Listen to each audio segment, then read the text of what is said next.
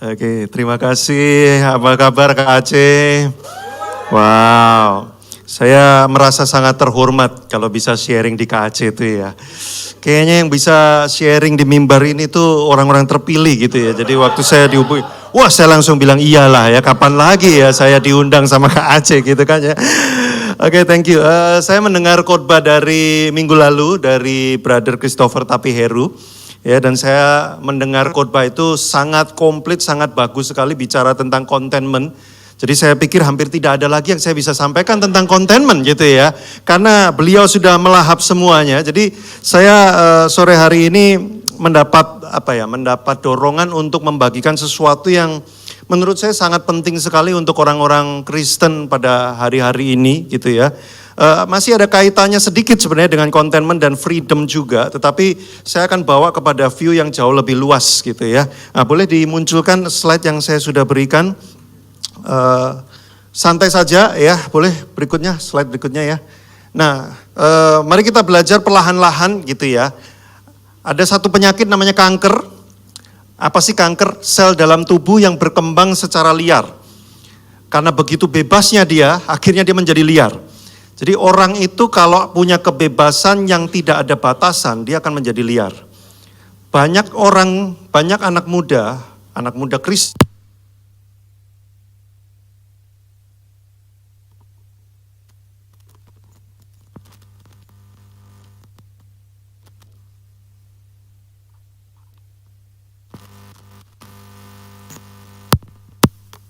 Gitu ya. Dia merasa menjadi orang Kristen itu terlalu banyak batasan. Tuhan bilang begini, Alkitab bilang begitu, nggak boleh ini, nggak boleh gitu, terlalu banyak batasan. Tetapi saya ngomong sama anak muda itu, which is dia nggak pernah mendengarkan sampai hari ini gitu ya. Padahal berkali-kali ketemu dan ngomong gitu ya. Saya ngomong sama dia bahwa kebebasan yang sejati selalu kebebasan di dalam batasan. Jadi kebebasan yang sejati itu bukan kebebasan yang tak terbatas, yang nggak ada batasan sama sekali. Kebebasan yang sejati itu justru ada di dalam batasan. Nah, banyak anak muda Kristen menginginkan tidak ada batasan sama sekali. Justru itu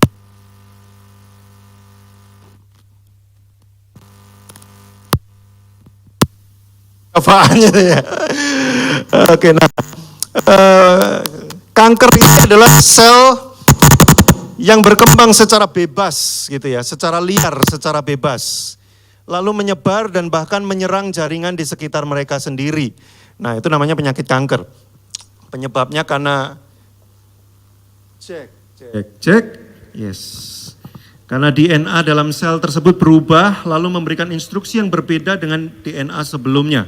Dalam kata lain, DNA ini kemudian tidak mengikuti batasan dan instruksi yang sudah ada dan dia membuatnya sendiri dan kemudian dia menjadi kanker gitu ya. Oke, berikutnya autoimun. Ini juga banyak sekali hari-hari ini ya. Autoimun adalah sistem imun yang tidak bisa membedakan ya mana sel di dalam diri dan mana yang sel asing. Jadi dia serang aja semuanya. Dia tidak punya instruksi yang jelas, dia tidak punya aturan yang jelas, dia tidak punya batasan yang mana kawan, yang mana lawan. Dia bergerak dengan bebas dan kemudian menjadi liar dan dia serang siapa saja. Namanya autoimun. Kenapa saya membuka dengan dua penyakit ini? Karena ada kaitannya dengan ayat yang akan kita baca berikut ini. Silakan dimunculkan ya. 1 Korintus 12 ayat 12. Karena sama seperti tubuh itu satu dan anggotanya banyak dan segala anggota itu sekalipun banyak merupakan satu tubuh. Begitu juga Kristus. Demikian pula Kristus. Kamu semua adalah tubuh Kristus dan kamu masing-masing adalah anggotanya. Nah, Roma 12 ayat 5. Demikian juga kita walaupun banyak adalah satu tubuh di dalam Kristus, tetapi kita masing-masing adalah anggota seorang terhadap yang lain. Nah, arah dari tujuan khotbah saya adalah ke poin ini. Bahwa di dalam Kristus ada sebuah batasan yang Tuhan berikan untuk menjaga kita supaya hidup kita itu gak menjadi liar, yaitu tinggal di dalam tubuhnya. Yang adalah satu, walaupun jumlah kita banyak, tapi kita sebenarnya adalah satu tubuh. Nah, makanya statement berikut ini boleh dimunculkan. Kalau orang mau ngalamin kasih, kuasa, dan kebenaran dari Tuhan, orang tuh mau ngalamin diubah oleh kasih Tuhan, merasakan dikasih oleh Tuhan, bagaimana kebenaran itu mengubah hidupnya. Orang mau merasakan manifestasi dari kuasa, kasih, dan kebenaran Tuhan, dia hanya bisa merasakannya kalau ada tinggal di dalam tubuh. Karena kuasa dari Yesus Kristus Tuhan dimanifestasikan melalui tubuhnya, tubuh Kristus, yaitu siapa? Kita semua. Makanya next, berikutnya, take away pertama adalah poin yang kita pelajari yang nomor 1 adalah kekristenan tidak pernah dan tidak akan didesain untuk dihidupi dengan semangat independen. Artinya apa?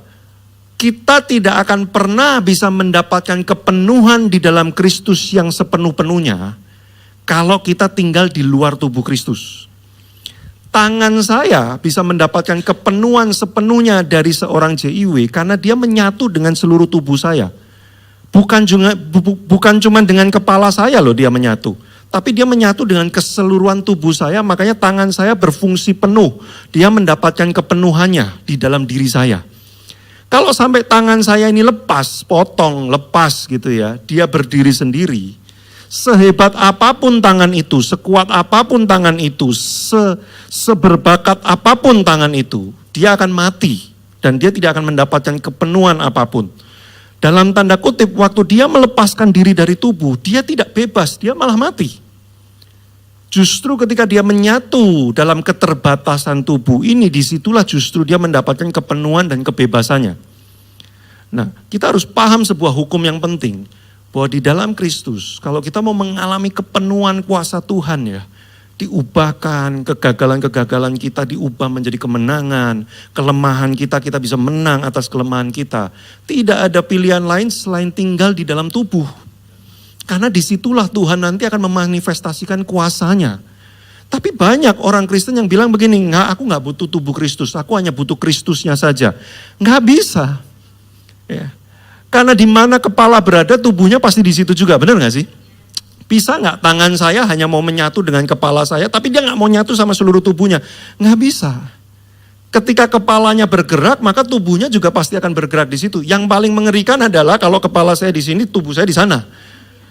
Terus yang kepalanya di sini khotbah, tubuh saya gerak-gerak di sana. Wah, itu akan mengerikan sekali dan itu tidak akan bisa terjadi. Tapi banyak orang Kristen konsep di kepalanya ada yang begitu. Ya. Kamu ikut komunitas yang mana? Oh, aku ikut semua komunitas. Ya, kemanapun aku suka, aku mau hadir di sana gitu. Oh, gitu ya.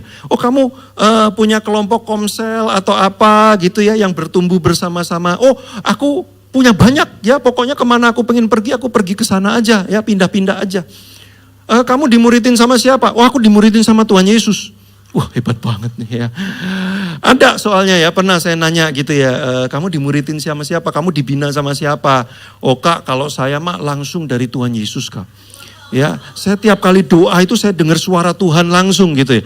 Saya nanya, siapa yang bisa menggaranti dan bisa memeriksa bahwa suara yang kamu dengar itu adalah suara Kristus?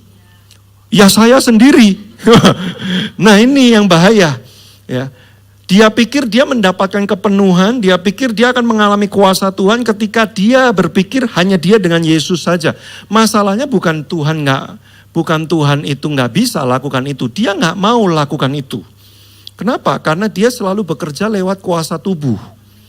Nah, makanya teman-teman semua, sebuah prinsip yang penting, kekristenan kita itu tidak bisa independen. Kita nggak bisa tinggal sendirian, hidup sendirian, terus kemudian menjalani semuanya sendirian tanpa ada sebuah keterlibatan dengan tubuhnya. Itu kan. Saya tahu ada beberapa di antara teman-teman yang dalam kepalanya langsung berpikir, wah Kak, tapi soalnya hidup dalam tubuh Kristus itu ribet, banyak drama. Ya, aku sudah mengalami berkali-kali sampai terdampar di KAC sekarang. Ya, sebelumnya itu sudah mengalami banyak episode gitu ya, sama ini sama itu, melelahkan sekali Kak. Bahkan di KAC ini pun juga aku sudah bersumpah tidak mau terlalu gimana-gimana. Ya, pokoknya cukup seadanya aja. Ya, sudah cukup ya masa-masa di mana ini itu terjadi. Capek sekali. Udahlah sendiri aja bersama dengan Tuhan. Kelihatannya rohani, tapi sebenarnya sangat tidak rohani. Karena Tuhan tidak pernah membuat sebuah sistem di mana hanya Dia dan satu orang saja, tidak pernah. Coba lihat di Alkitab, semua cara Tuhan bekerja itu selalu kekuatan tubuh. Walaupun ada tokoh-tokoh Alkitab yang kelihatannya sakti sendirian, tapi kalau Anda baca sungguh-sungguh di belakang mereka ada kekuatan tubuh. Bahkan Daud yang kelihatannya begitu hebat saja, dia punya banyak orang yang mendukung dia tinggal bersama-sama tubuh. Nah makanya boleh dikeluarkan. Kisah anak bungsu yang hilang itu adalah salah satu kisah bagaimana kegagalan spirit independen. Dia nggak mau tinggal di rumah, dia nggak mau diatur, dia nggak mau ada batasan, dia mau sesuka dia sendiri. Dan akibatnya apa? Waktu dia melakukan apa yang dia suka, hidupnya hancur, berantakan. Nah makanya saya memunculkan, boleh terus slide berikutnya. Kita tidak bisa terkoneksi hanya dengan Kristus saja tanpa terkoneksi dengan tubuhnya. Itu tidak bisa ditawar. Tidak peduli seberapa banyak Anda pernah kecewa dengan gereja, seberapa sering Anda pernah mengalami keadaan Anda terluka oleh hubungan-hubungan di dalam kekristenan. Tetap hukum ini tidak bisa ditawar bahwa Anda harus tinggal di dalam tubuhnya. Disitulah kemerdekaan, kebebasan, kuasa Tuhan sungguh-sungguh bisa terjadi dalam hidup kita. Tapi memang dilema, banyak sekali masalah Kak kalau kita itu terlibat dalam sebuah hubungan. Nah nanti saya akan bahas ya, boleh dimunculkan. Ada perbedaan signifikan antara hadir di dalam komunitas dengan tinggal di dalam komunitas. Anda bisa hadir di KAC setiap hari Minggu ibadahnya, tapi belum tentu Anda tinggal di dalam komunitas ini. Kalau Anda cuma hadir saja, ibaratnya tubuh ini, tangan saya, lengan saya. Kalau dia tidak benar-benar menyatu menjadi satu, dia tidak akan, saya kaget ya, ada kuasa-kuasa yang bekerja ya di ruangan ini sepertinya ya. It's okay. Saya lanjutkan ya, kalau tangan saya tidak menyatu dengan tubuh saya, dia cuman kayak ditaruh aja gitu ya, tidak tinggal, hanya hadir saja, ditaruh aja. Dia nggak akan mendapatkan suplai darah, dia tidak akan mendapatkan nutrisi yang saya makan, dia tidak akan mendapatkan cairan yang saya minum, dan dia akan mati walaupun kelihatannya menempel, tapi dia tidak menyatu, dia tidak tinggal, dia hanya hadir saja. Makanya banyak orang Kristen hadir di gereja, hadir di komunitas, tapi kenapa kehidupannya kok mati? Karena dia tidak tinggal, dia tidak menyatukan diri di dalamnya. Nah, bagaimana caranya? Boleh pertanyaan ini muncul ya. Kita akan sampai sekarang kepada topik bahasanya. Mengapa sulit sekali untuk tinggal di dalam tubuh Kristus? Ya, wah Kak, saya punya banyak pengalaman susah Kak. Ya, saya udah terbuka, saya udah bercerita, saya udah terlibat ini itu, ujungnya saya kecewa, ujungnya saya sakit hati, ujungnya banyak gesekan, banyak konflik dan sebagainya. Sehingga sekarang akhirnya saya memilih menjadi jemaat biasa saja. Wah itu kalimat yang, kamu sekarang ibadah di mana? Oh di sini. Ngapain kamu di situ? Aku cuman jemaat biasa saja. Wah kelihatannya ini adalah sesuatu yang aman gitu ya, menjadi jemaat biasa saja. Tapi percayalah saya, Tuhan tidak pernah menetapkan kita semua menjadi jemaat yang biasa saja. Karena setiap kita itu pasti dipanggil untuk sebuah panggilan Tuhan. Jadi kita tidak dipanggil untuk menjadi jemaat yang hanya duduk mendengar kebaktian lalu pulang, enggak. Tapi kita dipanggil untuk satu panggilan yang khusus, dan panggilan yang khusus itu selalu melibatkan tubuh. Selalu melibatkan bersama-sama dalam satu rumah Tuhan, dalam satu tubuh Kristus. Nah tapi pertanyaan ini akan muncul. Kenapa sulit sekali untuk tinggal di dalam tubuh? Nah ada dua prinsip yang kita akan bahas. Kenapa orang susah sekali sih bersama-sama dalam satu komunitas orang Kristen, hubungan gitu, kenapa susah sekali sih? Nah yang pertama ayatnya ini, sudah sering sekali kita baca ayatnya ya. Besi menajamkan besi, orang menajamkan sesamanya. Ayat ini kita udah sering baca. Tapi tidak banyak yang benar-benar memahami sebuah prinsip dan kenyataan realita. Bahwa cara Tuhan untuk membentuk kita dan menajamkan kita, menumbuhkan kita, itu adalah melalui orang lain yang menggesek dan membentuk kita. Ini prinsip loh. Ini sebuah realita dan kenyataan. Walaupun banyak orang membaca ayat ini, tapi mereka tidak sadar akan kenyataan ini, sehingga waktu mereka dibentuk oleh orang lain, mereka kaget, loh kok gitu? Nah, dan yang membentuk kita ini tidak harus gini ya, tidak harus orang yang belum bertobat, baru datang ke gereja, masih nyolot kalau ngomong, ya kalau kayak gitu kan kita maklum ya. Ya maklum lah, orang belum ketemu Tuhan lah ya, mulutnya belum dibaptis gitu ya. Nanti dia kalau baptis mulut duluan yang nyemplung gitu ya, biar bener gitu ya, ya maklum lah. Kadang-kadang kita pikir orang yang membentuk kita itu Yang bisa ditoleransi adalah orang-orang yang memang masih ngaco, masih banyak kelemahan, masih kelihatannya itu nggak rohani dan sebagainya. Jangan salah, Tuhan memakai siapa saja. Siapa saja. Bahkan orang-orang yang kita pikir pemimpin rohani, orang yang kita pikir lebih rohani daripada kita, orang yang kita pikir itu lebih tahu banyak ini, itu, bahkan dia mungkin berkhotbah, dia sudah melakukan banyak pelayanan. Tuhan juga akan pakai untuk menggesek kita. Nah, kenyataan ini kita harus terima. Bahwa inilah cara Tuhan untuk membuat kasih, kebenaran, dan kuasanya muncul dalam diri kita. Nah, tapi banyak orang Kristen nggak mau ini, menolak ini, ingin bebas dari hukum ini. Justru ketika engkau tidak ada di dalam situasi seperti itu, engkau nggak izinkan ada orang membentukmu. Kamu pengen hidup seenak-enakmu sendiri, dan setiap kali ada orang yang menggesek, kamu akan pergi, kamu akan lari, kamu akan tinggalkan. Tidak boleh ada orang yang menggesek saya, yang boleh saya yang gesek orang lain. Oh, enak banget ya. Nggak usah bentuk-bentuk saya yang membentuk mereka. Gila, dia udah jadi kayak Tuhannya gitu ya. Kalau kayak begitu caranya, kamu nggak akan ngalamin manifestasi kuasa Tuhan. Loh, bagaimana kamu tahu bahwa Tuhan itu setia? Pada waktu ada sahabatmu yang tidak setia kan? Bagaimana kamu tahu bahwa Tuhan itu tidak menghitung kemampuanmu, tidak mengukurmu pakai penampilan, tidak mengukurmu pakai capability-mu. Dari mana kamu tahu? Pada waktu pemimpinmu mengukur kamu pakai kemampuanmu. Iya kan? Lewat cara orang-orang inilah justru kita mengalami kasih Tuhan. Kita ketemu kebenaran tentang Tuhan itu seperti apa. Nah, tapi problemnya kita itu gak suka dengan fakta ini, dengan realita ini. Makanya banyak orang pindah gereja yang dicari apa? Aku mencari gereja yang sehat. Gereja yang sehat gimana Kak? Gereja yang sehat adalah yang memperhatikan domba-dombanya. Kamu merasa dirimu domba terus, atau satu saat kamu memposisikan diri menjadi gembala juga. Gitu. Dalam artian gini, oh gembala cuma Tuhan Yesus. Iya, gembala cuma Tuhan Yesus. Tapi kita juga dipanggil Tuhan gak selalu hanya jadi dikasih makan. Satu titik kita juga belajar untuk mendeliver makanan yang diberikan oleh Tuhan. Nah, banyak orang pergi pindah-pindah dari gereja ke satu gereja, keliling-keliling, yang dicari apa? Aku mencari pemimpin itu yang mengayomi, mendoakan terus. Ya, kalau aku curhat jam 1 pagi dia standby, angkat telepon, ya gila, gembalamu kayak gak punya hidup yang lain ya. Kayak hanya kamu hidupnya ya. Aku kalau lagi berantem sama pasanganku, dia langsung mampir ke rumahku. Wah, gembala kayak gitu tuh yang gua cari. Kalau jemaatnya masih 1-2 orang gak apa-apa. Nanti kalau 3.000 orang, saya khawatir Kak Marsia nanti ya, itu rontok semua tuh jenggot-jenggotnya nanti ya. Wah, habis nanti dia ya. Udah gak bisa ngapa-ngapain, gak bisa. Kayak begitu. Makanya Tuhan memakai siapapun untuk membentuk, menajamkan kita. Justru itulah kemenangan, kemerdekaan, kepenuhan yang terjadi di dalam Tuhan pada waktu engkau dibentuk oleh orang lain. Nah, boleh dimunculkan berikutnya. Tidak ada gereja itu yang bebas konflik.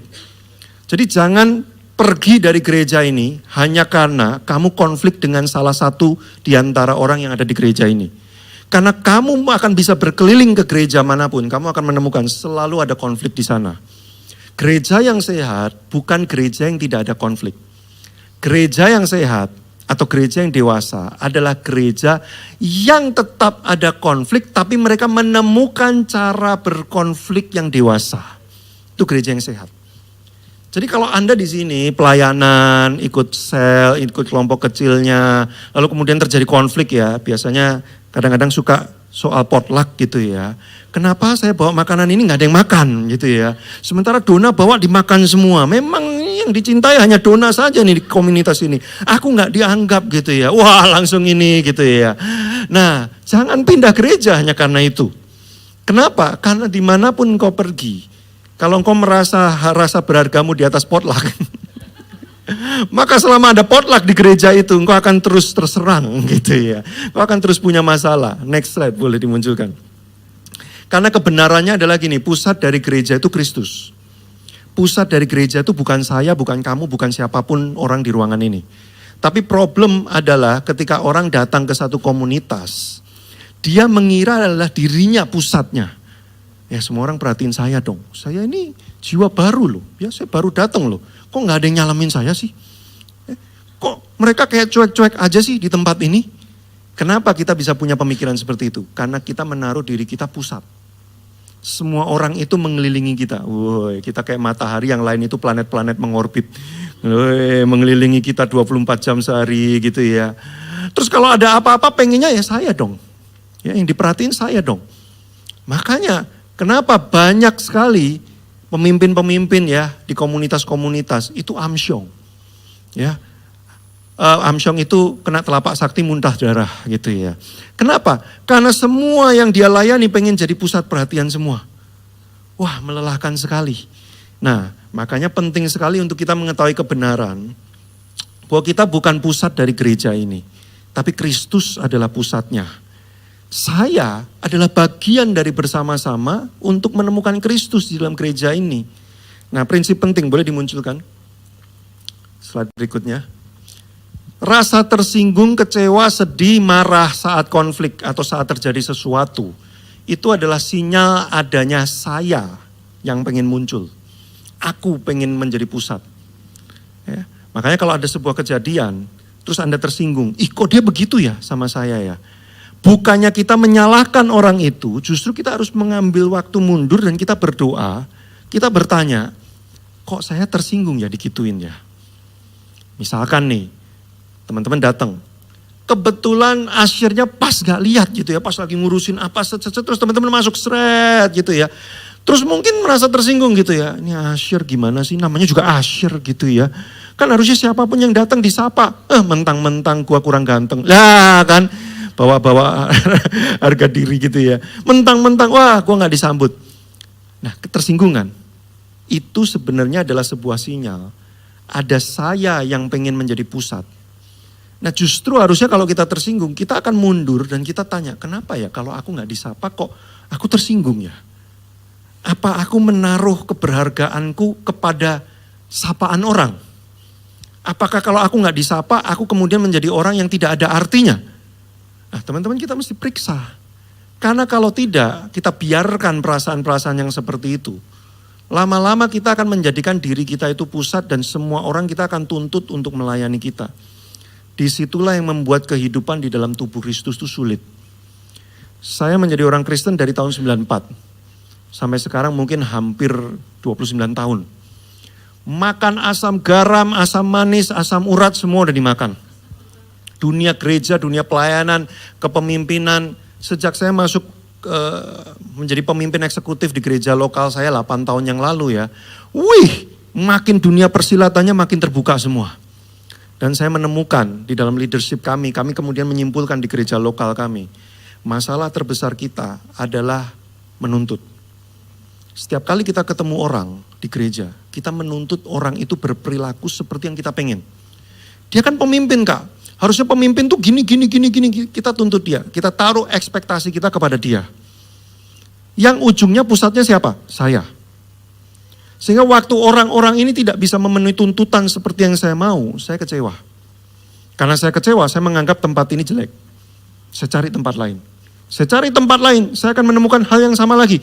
Kecewa lagi, cari tempat lain. Anda kelilingi semua tempat dan Anda gak menemukan seperti yang Anda mau. Akhirnya sampailah kepada kesimpulan, hanya saya dan Yesus saja.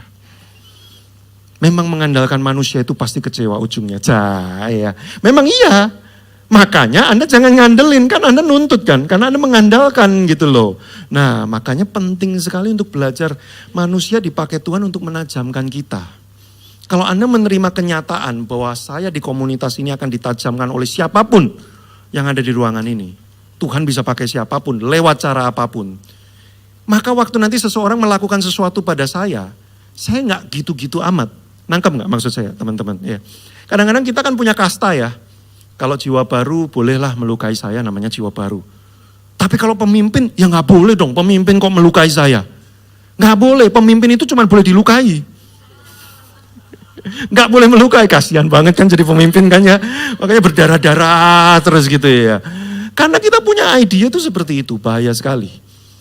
Jadi kita itu harus selalu siap untuk dibentuk oleh siapapun, apapun bentuknya dan apapun caranya. Bukan berarti gini loh, bukan berarti kemudian wah semua orang boleh suka-suka sama semua orang. Bukan, maksud saya adalah gini, siaplah apabila terjadi sesuatu di antara kita. Lalu berdoa, Tuhan kau mau bentuk apa buat saya dan dia. Kalau orientasimu Kristus, kamu akan bertanya gini, Tuhan mau lakuin apa lewat konflik ini? Tuhan mau lakuin apa lewat friksi ini, lewat perbedaan, ketidaksepahaman ini, ketidaksepakatan ini, Tuhan mau lakukan apa? Suami istri saya beritahu, kalau orientasimu adalah Kristus sebagai pusat, bukan kamu sebagai pusat, semua konflikmu akan membawa kamu makin dekat, bukan hanya each other, tapi juga kepada Tuhan. Kenapa? Karena setiap kali kalian konflik, kalian akan mundur dan tanya, Tuhan kenapa ya kok kami konflik? Tuhan mau ajari kami apa? Hubungan ini mau diapain sama Tuhan, kok kami harus melewati konflik ini dulu. Bayangkan kalau suami istri melakukan itu. Pernikahanmu akan makin powerful, akan makin kuat. Tapi kalau engkau menjadikan diri pusat, setiap kali terjadi konflik, engkau akan bilang begini, kenapa dia gak gitu ya sama saya ya? Dia gak bener pasti. Dia harus dimuridkan lagi ini. Kayak lu gak butuh dimuridin, lu juga harus dimuridin. Tapi karena dia menjadikan dirinya pusat, lalu kemudian kan playing victimnya kan gitu kan. Ya udahlah, memang gak ada orang yang bisa ngertiin saya. Hanya Yesus yang mengerti saya. Ya udahlah, mau gimana lagi. Seringkali kalimat-kalimat seperti itu tuh bukan kalimat-kalimat berserah pada Tuhan. Itu kalimat-kalimat mengasihani diri sendiri kadang-kadang. Ya memang hanya Yesus yang mengerti saya. Ya udahlah, biarin aja lah. Aku sendiri juga gak apa-apa. Tuhan gak mau kamu sendiri masalahnya. Jadi kita harus menang dengan situasi-situasi seperti ini. Kalau teman-teman sungguh-sungguh pengen ngalamin kuasa yang sungguh-sungguh di dalam Tuhan. Nah, boleh dimunculkan berikutnya. Bagian kedua. Ayat ini. Namun aku hidup tetapi bukan lagi aku sendiri yang hidup. Melainkan Kristus. Makanya pusatnya adalah Kristus. Take away kedua. Ya, selama aku masih berkuasa, saya masih berkuasa, saudara akan mudah terluka. Selama aku yang dijadiin pusat, saudara akan gampang banget terluka. Kenapa? Karena Anda yang harus dilayani. Ya, sekali lagi, tinggal di dalam tubuh Kristus tidak mudah, tetapi itu tidak bisa ditawar. Maka walaupun kita harus berdarah-darah dan sulit, kita harus memperjuangkannya bersama-sama untuk tinggal dalam tubuh Kristus. Jangan pernah memilih jalan independen. Saya itu orang yang soliter.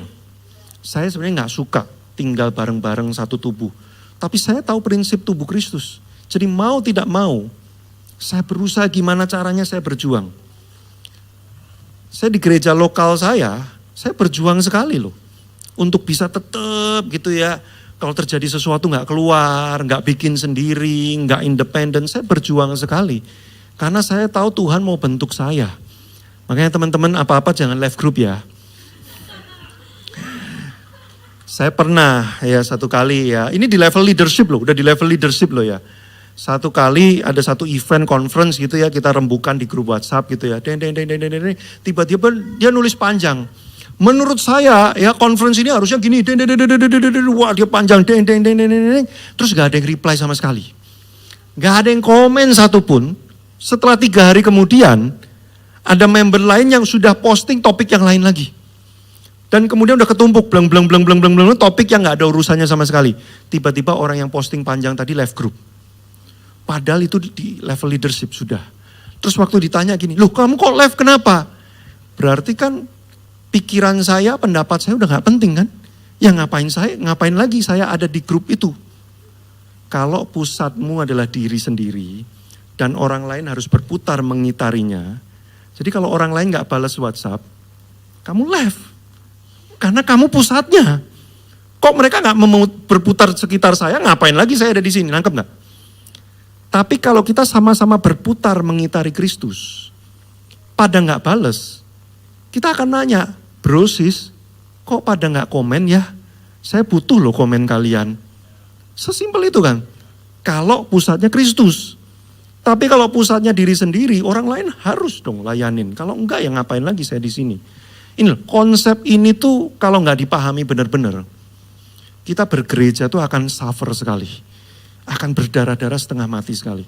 Tapi begitu kita paham konsep ini, nanti begitu ada yang nyenggol jreng gitu ya, kita bukan gini, kurang ajar sih lu ngomong gak di sekolahinnya, mulu lu baptis lagi tuh. Ya kalau gak ditenggelamin dipercik-percik aja pakai cabai mulutnya. Gak usah gitu, ngomong aja apa adanya. Kak, kata-kata itu menyakiti saya loh kak. Kenapa sih kakak kok ngomongnya mesti kayak gitu? Ngobrol aja kayak gitu. Di gereja lokal kami sekarang, itu yang kami lakukan di meeting-meeting leadership.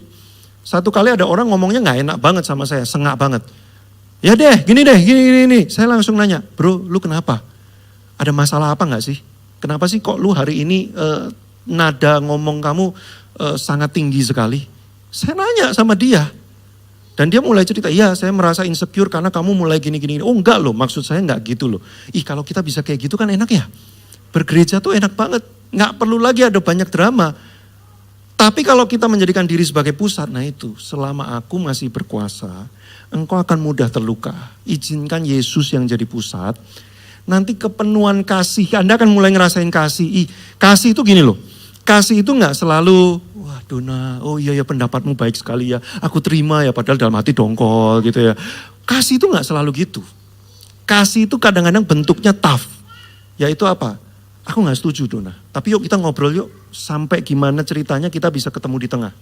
Kadang-kadang di tengah obrolan itu hawanya gak enak, nuansanya gak enak. Tapi kami percaya Yesus ada di sini, makanya kami lakukan itu. Itu juga kasih. Yang kayak gitu jarang sekali dipraktekin di gereja. Makanya banyak gereja itu, aduh ini itu. Nah saya berharap KAC praktekin kayak gitu. Tough love gitu. Jadi diantepin gitu, maksudnya diantepin itu bukan, ayo sini gua hajar juga lu. Bukan, diantepin tuh gini, duduk, jangan pergi sebelum kita bersepakat. Ngomong susah, gak apa-apa, gak enak, gak apa-apa, ayo kita ngomong apa adanya. Karena aku sayang kamu, aku pengen kamu tetap ada di sini. Ayo kita selesaikan. Itu tough love tuh kayak gitu. Pusatnya siapa? Kristus, bukan saya, bukan dia. Nah, waktunya udah habis, tapi slide-nya masih 700. Gimana ya? Saya cepet aja ya. Next. Mengapa sulit sekali tinggal dalam tubuh? Yang satu, tadi kita sudah belajar. Karena banyak orang tidak benar-benar paham konsep manusia menajamkan sesamanya. Bahwa siapapun boleh, bukan cuma bisa, siapapun boleh dipakai oleh Tuhan. Sejak saya tahu prinsip itu, even pemimpin saya, my lead pastor, melakukan sesuatu yang tidak menyenangkan buat saya nggak apa-apa. Maksudnya nggak apa-apa tuh bukan nggak apa-apa, nggak tersinggung, nggak marah. Bukan. Saya masih marah, saya masih tersinggung. Tapi saya paham Tuhan juga boleh pakai lead pastor saya untuk membentuk saya dengan cara yang tidak menyenangkan. Begitu saya paham konsep ini ya, nggak ada loh yang namanya pemimpin kok gitu ya, pemimpin kok kurang ajar ya, pemimpin dan sebagainya. Nggak ada lagi. Saya benar-benar melihat dia bagian dari tubuh Kristus yang lagi mau shape saya. Nah, yang kedua, kenapa sulit sekali? Boleh dimunculkan ayatnya. Hendaklah kamu dalam hidupmu bersama-sama dalam tubuh Kristus. Menaruh pikiran dan perasaan yang juga terdapat dalam Yesus Kristus Tuhan. Seperti Kristus. Problem kedua, setelah problem pertama orang gak paham konsep Tuhan membentuk kita adalah pakai sesama. Problem kedua kenapa orang susah sekali tinggal dalam tubuh, pengennya independen, pengennya bebas, pengennya semau-maunya sendiri. Karena mereka hidup terlalu mengandalkan perasaan saya. Wah ini banyak sekali terjadi. Makanya boleh dimunculkan take away ketiga. Perasaanmu itu bukan Tuhanmu. Ya. Jadi submitkan perasaanmu di bawah siapa? Di bawah nilai kebenaran firman Tuhan. Perasaanmu itu bukan Tuhan. Jadi kamu gak harus selalu mengikuti apa yang kamu rasakan. Kamu boleh punya perasaan, tapi kamu tidak harus mengikuti perasaanmu. Kita tidak pernah melarang, Alkitab dan Tuhan Yesus tidak pernah melarang orang itu punya perasaan ini, perasaan itu. Lihat Mazmur, Daud kalau curhat kan aku sakit hati, aku marah, aku putus asa, apa segala macam. Fine aja punya perasaan itu. Tapi kita mesti ingat bahwa itu bukan Tuhan kita, dia harus disubmitkan di bawah kebenaran firman Tuhan. Artinya apa gini? Aku bisa saja merasa kecewa dengan orang itu, tapi aku akan tetap kembali firman Tuhan ngomong apa dalam kasus ini. Kalau firman Tuhan ngomong, ayo struggle, berjuang supaya menjadi sehati. Sekalipun aku kecewa, kekecewaanku aku submitkan kepada nilai itu. Jadi aku akan bertindak bukan karena apa yang aku rasakan, tapi aku bertindak karena apa yang Tuhan bilang. Nah makanya boleh dimunculkan. Sekalipun perasaanmu itu real dan nyata, tapi dia tidak selalu sesuai dengan kenyataan. Contoh, saya merasa pembicaranya ini dari tadi nyindir aku terus. Ya, kok dia kayak spesifik banget dari awal sampai akhir tuh kasus yang aku alami semua. Baru-baru ini kayaknya ada yang nge-briefing deh. Kayaknya sengaja ibadah ini buat gua deh. Tuh kan jadi pusat lagi kan. Kayak yang lain seolah-olah mengitari gitu ya, enak aja GR aja ya. Gua gak tahu siapa lu gitu ya. Tapi kan itu perasaan real kan, ada kan. Nggak boleh juga bilang gini, itu hanya perasaan adik saja. Nggak boleh juga. Ya, memang perasaan itu ada, tapi perasaanmu itu belum tentu sama dengan kenyataan, belum tentu matching. Walaupun kau merasa kecewa, belum tentu ada orang tuh yang niat mengecewakan kamu loh. Walaupun kau merasa terluka, belum tentu ada orang tuh yang niat mau ngelukain kamu. Jadi apa yang kamu rasakan dengan apa yang sungguh-sungguh benar terjadi, itu bisa totally berbeda. Nah kalau kita hidup karena perasaan, wah ngeri sekali. Saya merasa dibuang oleh komunitas ini. Gak ada yang ngebuang, semuanya baik-baik aja, biasa-biasa aja. Tapi dia bisa ngerasa terbuang sendiri, terus kemudian dia mundur teratur, pelan-pelan menghilang. Terus kemudian dia cerita sama teman-teman yang lain, iya aku dibuang di KAC. Ya, KAC kan isinya orang-orang pinter. Ya, aku kelihatannya dianggap kurang pinter. Ya, aku gak pernah ditanya pendapat, gak pernah dilibatin. Udah aku dibuang oleh komunitas itu. Makanya aku cari komunitas yang lain yang mau menerima aku. Tapi gak ada. Nah, makanya itu perasaan saja. Makanya sekalipun perasaanmu nyata, dia tidak selalu sesuai dengan kenyataan. Next slide. Perasaanmu itu cuma pesan dari dalam diri. Dia bukan instruksi. Dia gak pernah nyuruh kamu untuk leave, untuk resign, untuk cerai. Gak ada. Perasaan itu gak pernah datang dengan sebuah instruksi untuk lakukan sesuatu. Perasaan itu cuma ngasih tahu, wih bro, kamu merasa sakit hati loh. Berarti ada sesuatu yang penting yang terlanggar dalam dirimu. Udah itu aja pesannya. Nah kalau kita pinter, kita akan cari apa yang terlanggar ya dalam diri saya ya. Kok saya merasa terluka ya. Dari situ kita akan ketemu baru kemudian kita memutuskan. Tapi kalau orang gak paham dan orang gak dewasa, perasaannya jadi Tuhannya. Perasaannya akan jadi instruksi. Wah aku marah makanya aku gampar. Banyak kan yang kalau ditanya gini, bro kenapa kamu lakukan itu kepada dia? Karena aku marah. Itu gak nyambung bro jawabannya, beneran. Kenapa kamu kok bentak dia? Karena aku udah kesel banget. Gak ada urusannya kesel dengan bentak. Kesel itu ya cuman kesel. Kalau sampai kamu membentak, itu berarti keputusanmu untuk membentak. Nangkep gak sampai di sini? Pindah gereja itu keputusan. Jadi kalau pindah gereja, kenapa kamu pindah gereja? Karena aku kecewa. Salah jawabannya. Salah. Karena kecewa tidak pernah menginstruksikan kita untuk pindah gereja. Kecewa tuh cuma ngasih tahu kepada kita bahwa ada yang kena nih. Lu kena nih, ke-trigger nih. Apa yang ke-trigger dan kenapa kok lu ke-trigger? Nah itu harusnya respon kita gitu. Masalah pindah atau enggak, itu keputusan. Bahwa endingnya nanti keputusannya engkau tetap pindah, ya gak apa-apa asal itu bergumul sama Tuhan, bukan karena perasaan. Nah itu loh, andaikan kita semua tuh paham konsep kayak gini ya. Kita menghidupi kekristenan yang kayak gini ya. Serius, dramanya gak usah 16 episode. Bahkan muncul aja gak ada itu drama. Tapi kenapa kayak gitu? Karena kita mentuhankan perasaan gitu. Kayak seolah-olah dunia kita ya perasaan kita itulah. Pernikahan sama, pertemanan sama, semua sama, kerja sama. Udah cepet aja, next.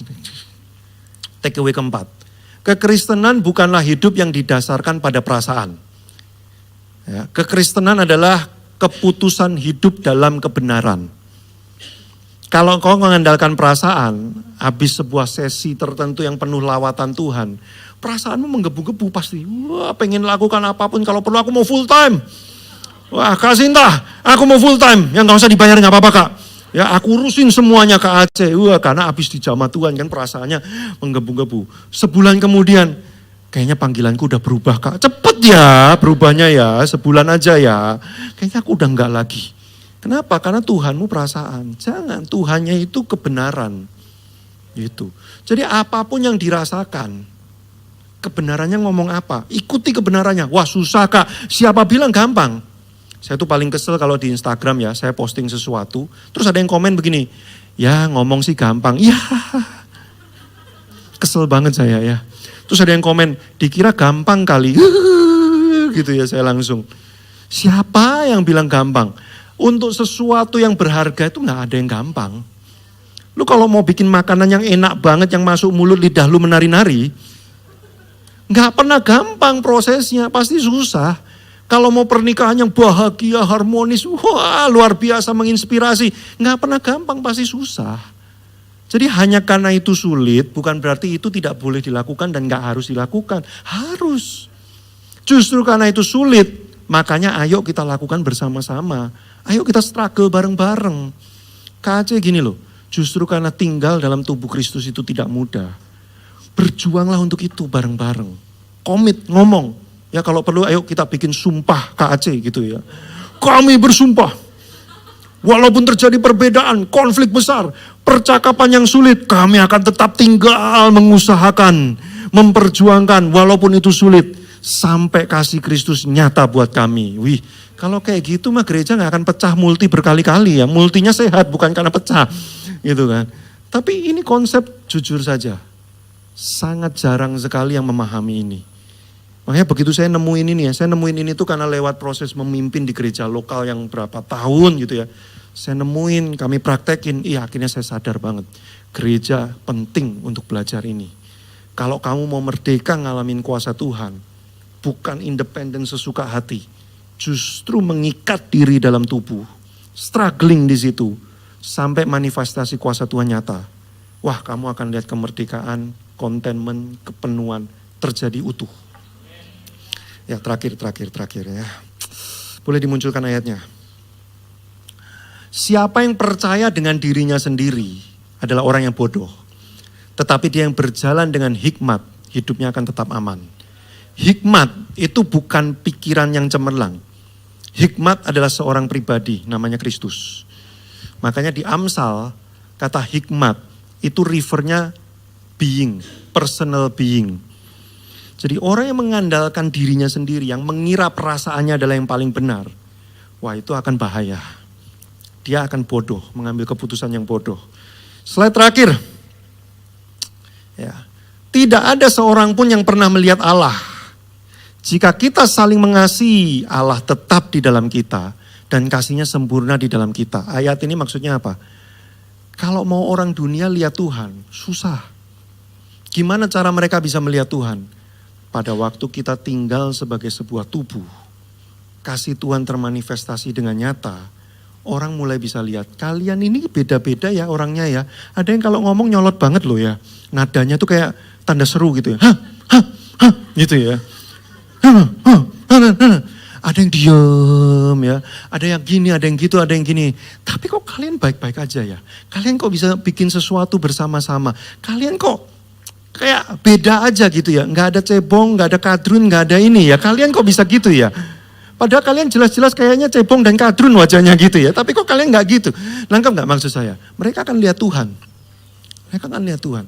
Bagaimana cara lihat Tuhan dalam pernikahanmu? Pada waktu mereka melihat suami dan istri, kelihatannya itu banyak potensi ribut banget nih. Ini kalau saya jadi mereka ya, wah kita akan peperangan berkali-kali gitu ya. Tapi kok banyak orang terinspirasi, banyak orang tuh hidupnya diberkati oleh pernikahan dia. Kok bisa ya? Mereka lihat Tuhan tuh. Nah, satu kali saya berantem berat dengan istri saya. Wah berepisode-episode berantem berat gitu ya. Terus perang dingin udah diam-diaman gitu ya. Terus setelah berapa jam diam-diaman, tiba-tiba istri saya nyamperin saya. Dia lagi duduk gitu ya, sok ini ya, sok menderita gitu ya. Duduk stres gitu ya, pasang tampang kayak terzolimi gitu ya. Dia datengin saya, terus dia peluk saya. Nggak ngomong apa-apa 10 menit dia peluk saya gitu ya. Wah saya langsung kayak gunung es meleleh. Terus kita ngobrol, selesai. Terus saya nanya, waktu kamu datang peluk saya, kamu emang udah gak marah? Dia bilang gini, aku masih marah. Loh tapi kok kamu datang peluk saya? Dia bilang, karena aku pernah janji bahwa akan mengasihi kamu dalam keadaan apapun. Itu truth over feeling. Kamu boleh masih merasa marah, tapi kamu tetap bisa melakukan kebenaran waktu kamu putuskan mau melakukannya. Jadi gak ada urusannya sama perasaanmu. Saya kalau ditanya, saya ini cinta Indonesia enggak? Kurang. Jujur loh. Ya. Saya kalau suruh ngomong Indonesia, selamatkan Indonesia, saya termasuk Nabi Yunus. Nggak apa-apa Tuhan, masukin neraka aja semua, nggak apa-apa. Kalau perlu sekarang, kesel banget saya kadang-kadang liatin banyak beberapa orang nyolot-nyolot, nggak bener apa segala macam. Tapi saya tahu kebenarannya Tuhan cinta Indonesia. Hanya karena perasaan saya belum nyampe untuk mengasihi Indonesia. Bukan berarti saya berhenti melakukan sesuatu yang baik untuk Indonesia. Teman-teman nangkep gak? Jadi walaupun kamu lagi kecewa sama seseorang di gereja ini, bukan berarti kamu berhenti melakukan kebenaran di gereja ini. Waktu kamu terus lakukan kebenaran itu, perasaanmu akan mengikuti kebenaran itu nantinya. Jangan dibalik, tunggu perasaanku enak, nanti aku akan datang mendoakan dia. Kebalik, doakan dia dulu. Nanti perasaanmu akan benar. Waktu kamu berantem dengan pasanganmu, jangan tunggu musim semi datang. Gak ada musim semi di Indonesia. Ya. Kita cuma hujan sama panas adanya. Ya. Tunggu dulu enak, nanti aku akan masakin dia lagi. Enggak, masakin dia terus. Nanti perasaanmu akan berubah mengikuti kebenaran. Nah kalau dua hal ini kita praktekin dalam kehidupan bergereja kita akan menemukan kepenuhan manifestasi kuasa Allah. Nyata sungguh-sungguh ada di gereja. Seperti kisah para rasul itu. Kita akan lihat. Satu, izinkan orang dipakai Tuhan untuk membentuk kita. Siapapun orangnya dan apapun bentuk konfliknya. Kedua, perasaanmu bukan Tuhan. Taruh perasaanmu di bawah kebenaran. Meskipun sulit, harus berjuang. Itulah kekristenan. Seperti Yakub yang bergumul dengan malaikat Allah. Kita kadang-kadang harus bergumul untuk kebenaran Tuhan. Yuk kita doa yuk. Haleluya. Tuhan kami bersyukur untuk kebenaran yang Kau taruh di tengah-tengah kami. Kami mau hidup menjadi anak-anak Tuhan yang dewasa. Kami mau hidup menjadi alat Tuhan mengekspresikan, memancarkan pesan, kasih, kuasa, kebenaran Tuhan. Karena itu apapun proses yang sedang terjadi di dalam kehidupan kami bergereja, melayani, mengiring Yesus. Kami berdoa supaya Tuhan memberikan kami hati yang dewasa, kuat untuk bisa hidup dalam kebenaran. Tuhan, kalau ada di antara kami yang hari-hari ini mungkin sedang konflik, sedang mengalami proses-proses perbedaan yang panjang, bahkan mungkin ada antipati, hati yang sudah hambar, hati yang sudah tidak percaya lagi akan kuasa dari tubuh Kristus. Biarlah sore hari ini Tuhan Kau bekerja melawat hati kami. Membawa kami kembali, punya kerinduan lagi untuk memperjuangkan sekali lagi. Tidak mudah kami tahu, tapi kasih karunia-Mu akan menolong kami Tuhan. Terima kasih, kami menyerahkan hidup kami ke dalam tangan-Mu. Bentuk kami, tumbuhkan kami, kuasa-Mu bekerja lewat segala proses yang ada. Dalam nama Yesus Kristus, kami berdoa, kami mengucap syukur. Haleluya.